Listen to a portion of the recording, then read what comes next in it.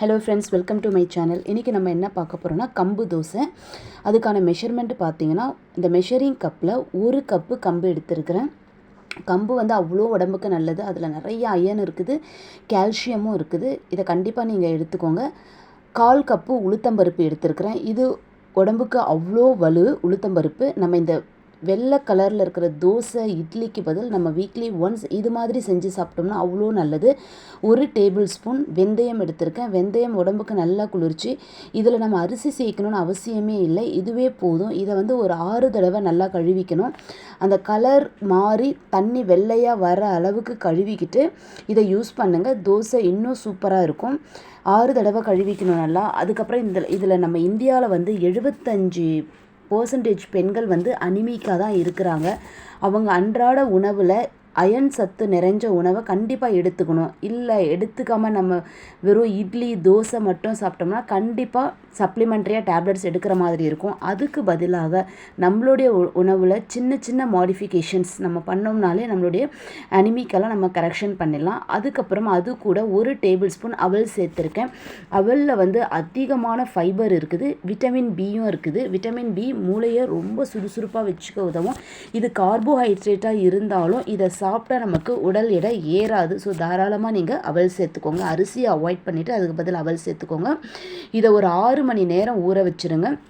பகல் டைமில் 6 மணி நேரம் ஊற வச்சுட்டு நல்லா ஊற வச்சிங்கன்னா இன்னும் மாவு வந்து நல்லா நமக்கு சூப்பராக வரும். இல்லைன்னா அந்த ஊறல் கம்மியாக இருந்ததுன்னா நமக்கு அரைக்க கஷ்டமாயிடும். அதனால் ஊற வச்சுக்கிட்டு நம்ம வீட்டில் இருக்கிற மிக்சியிலே நம்ம இதை அரைச்சிக்கலாம். இதுக்கு கிரைண்டர் அவசியம் இல்லை.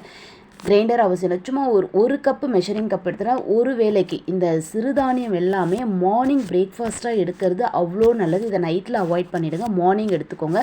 அரைச்சதுக்கப்புறமா கொஞ்சம் ஒரு 1/2 ஸ்பூன் சால்ட்டு போட்டு நல்லா அந்த மாவை நல்லா கலக்கி கையிலே கலக்குங்க. கரண்டி அவசியம் இல்லை.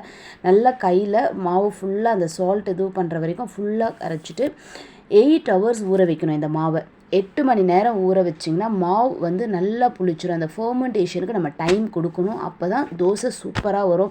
இந்த மாவை அரைச்ச உடனே நம்ம சாப்பிடணும்னு இருக்கக்கூடாது. இப்போ மார்னிங் நான் எடுத்த பிறகு இந்த மாவு பாருங்கள் எவ்வளோ சூப்பராக ஃபர்மெண்டேஷன் ஆகிருக்குது.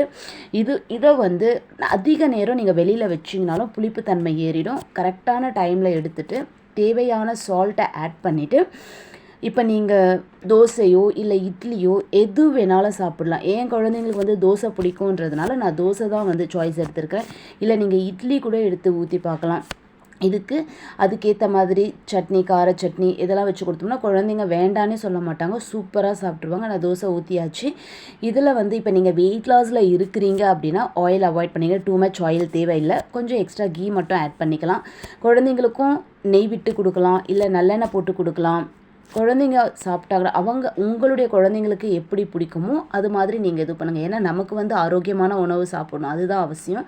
வளர்கிற குழந்தைங்களுக்கு நம்ம நெய் தாராளமாக கொடுக்கலாம், எண்ணெய் கொஞ்சம் கூட போட்டு கொடுக்கலாம். நம்ம வெயிட் லாஸில் இருக்கிறோன்னா மட்டும்தான் கொஞ்சம் ஆயில் அவாய்ட் பண்ணிக்கிறது நல்லது. இதை மார்னிங் பிரேக்ஃபாஸ்ட்டாக எடுங்க. அவ்வளோ ஃபில்லிங்காக இருக்கும், அவ்வளோ ஃபைபர் கிடைக்கும், சூப்பராக இருக்கும். இந்த கலருக்கு பாருங்கள், அந்த வெந்தயத்துடைய இதுவே வந்து அவ்வளோ கலராக கிறிஸ்பியாக வந்திருக்குது தோசை. குழந்தைங்க இந்த கொஞ்சம் கலர்ஃபுல்லாக பார்த்தாலே வந்து சாப்பிட ஆரம்பிச்சிருவாங்க. அவங்களுக்கு இந்த ஒயிட் அரிசியில் செய்கிற தோசைக்கும் இந்த தோசைக்கும் பெருசாக வித்தியாசமே தெரியாது. பாருங்கள் எவ்வளோ கலர்ஃபுல்லாக சூப்பராக வந்திருக்குது. நான் இதுக்கு பண்ண சைட் டிஷ் தான் வந்து தக்காளி சட்னி. இந்த கம்பு தோசைக்கு தக்காளி சட்னிக்கும் நல்ல காம்பினேஷனாக இருக்கும், சூப்பராக இருக்கும். நீங்களும் ட்ரை பண்ணி பாருங்கள். Thank you. Like, share and subscribe my